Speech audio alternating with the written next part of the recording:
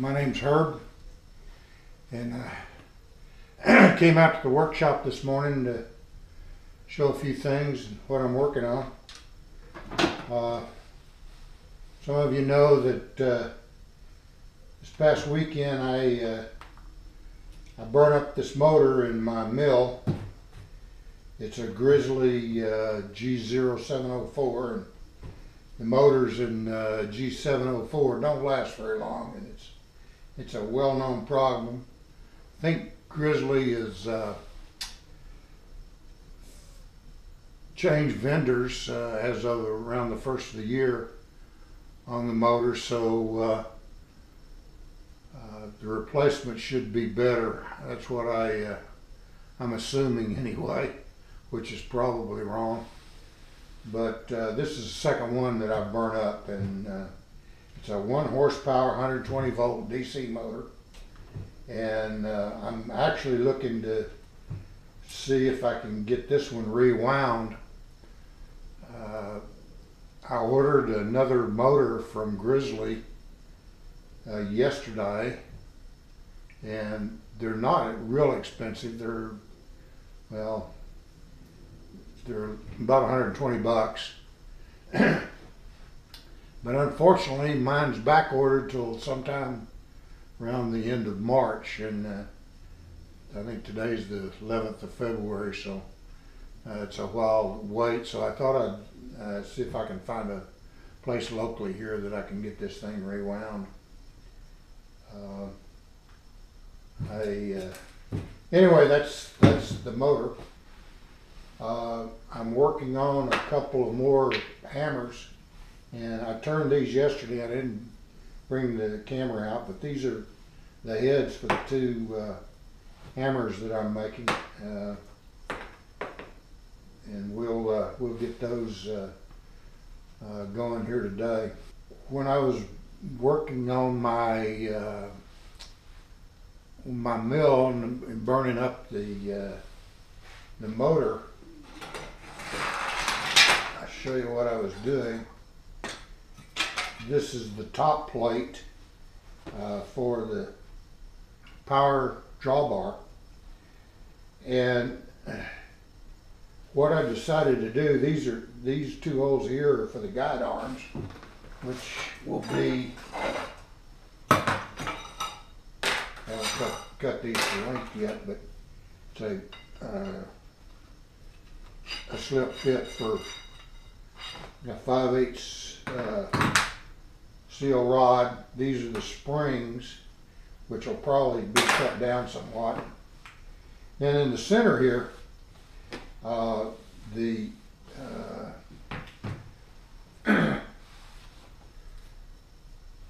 hopefully you can see this okay.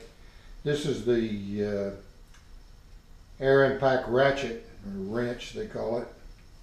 It has a butterfly on it. When it's forward and it's reverse, whichever direction you pull. Anyway, this is about 3 different diameters. It's a little over 1 inch underneath this black cover here. Then it steps up, and I don't remember the exact dimensions. I've got a drawing that I'll put online here. But it steps up and tapers up to this point, and there's a little place there that holds the butterfly in, so you have to mill out a step with that.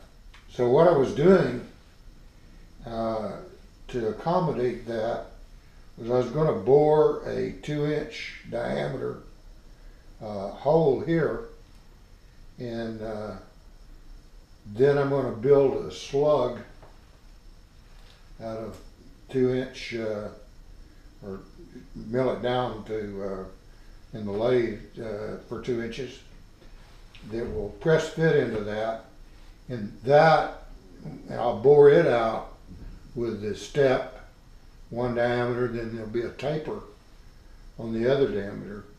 But I got here about 1.5 inches, and I was taking about 30 mil cuts, and it just it just started smoking the motor. So, and after about 20 minutes of use, I was very disappointed.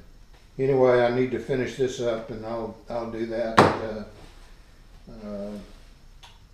I may put it in the Ford jaw and check it out if I have to wait very much longer. So that's the top plate. The bottom plate is what is that? 3/8 inch plate, something like that, and that will go down below.